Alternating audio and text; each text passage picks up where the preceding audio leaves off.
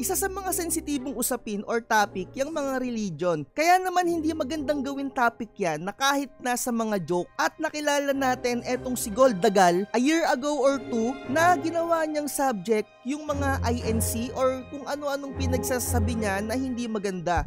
Tapos nag-away kami ng ex ko niya, sabi niya, at least totoo si Eduardo Manalo. Correct. Unang meet ko ng mga magulang niya, medyo kinabahan ako. Like, diba, tawagan nila ka Julio, ka Maria. Akala ko mga NPA sila. Ayan. At para sabihin ko sa inyo mga tropa, hindi ako member ng religion na yan. Pero bilang respeto naman sana naman hindi nyo ginagawang topic yung mga religion na yan. Kasi kahit papano, iba-iba tayo ng pinaniniwalaan. At meron akong masamang balita sa inyo mga tropa. Etong si Goldagal ay binaril mga tropa sa show niya. Hindi pa to confirm mga tropa, pero base sa mga kaibigan siguro netong comedian na to, nakita ko yung mga posts at talagang kalat na kalat sa social media. Binaril nga daw siya kamakailan sa show niya, and hindi pa to na mainstream media. Dito lang natin nakikita sa social media, sa Facebook or sa mga Reddit. At mga tropa, hindi naman natin talaga makikilala etong comedian na to kung hindi niya ginamit yung joke nga niya na yon na talagang tumatak sa kanya. At ang masama kasi sa mga pinagagawa na itong comedian na to, parang hindi niya tinigil-tigilan talaga yung word na kulto. At kung ano-ano pang sensitibong usapin or mga topic or subject yung pinagbabanggit niya at ginagamit niya sa mga joke niya. Kamakailan mga tropa, sabi dito nung mga nagko-comment, meron daw siyang iba pang mga ginagawang sensitibong topic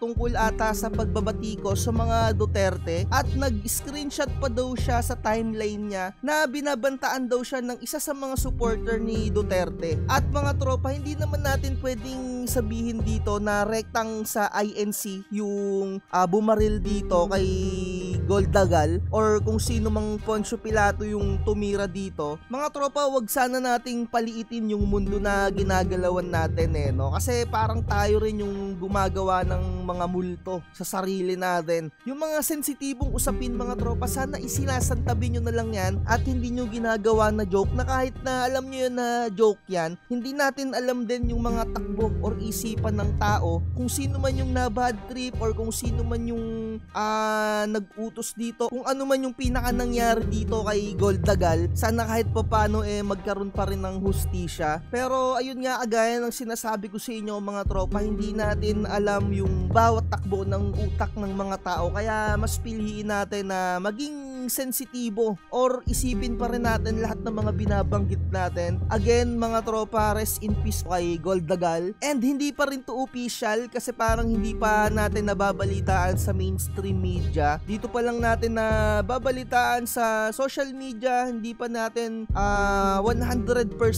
na sure kung talagang deads na talaga etong si Goldagal. Nagbabase lang tayo sa mga comment dito. Again mga tropa, maging sensitibo tayo sa mga pinagbabanggit natin at wag tayo sanang makasagasa or kung anumang mga sensitibong usapin yung babanggitin natin para lang makilala tayo dito sa social media or magkapangalan, di ba? And kung bibisitahin nyo etong Facebook page ni Gold, makikita natin napakaraming naglalagay ng mga rest in peace. Ito kagaya nito, RIP Bud, you're one of the greatest stand-up comedian na nakilala daw niya. Ako mga tropa, personally, hindi naman natin talaga makikilala to kung hindi niya ginamit yung kulto na word na talagang tumatak sa social media mga tropa ko, no? Wala mga tropa, hindi din natin alam kung sino talaga and sana magkaroon ng hustisya kung sino man yung bumaril dito, sana mahuli. Sa tingin ko, tiniming talaga to ng out of town kasi kung sa Manila to,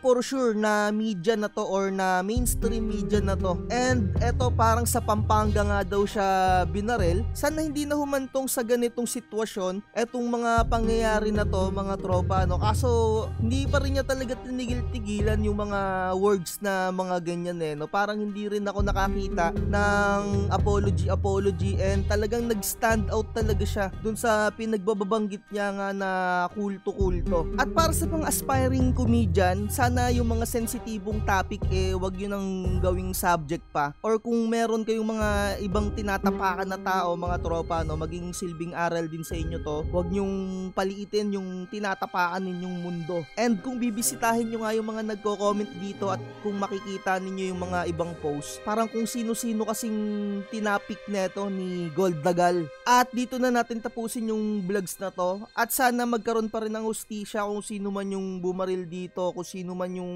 hitman, sana mahuli kung sino ka man. Sana hindi na humantong sa ganitong pangyayari, mga tropa, no? Napakahalaga pa rin ng buhay. So, ayun, like, share, and subscribe. Bye-bye. More chismis to come.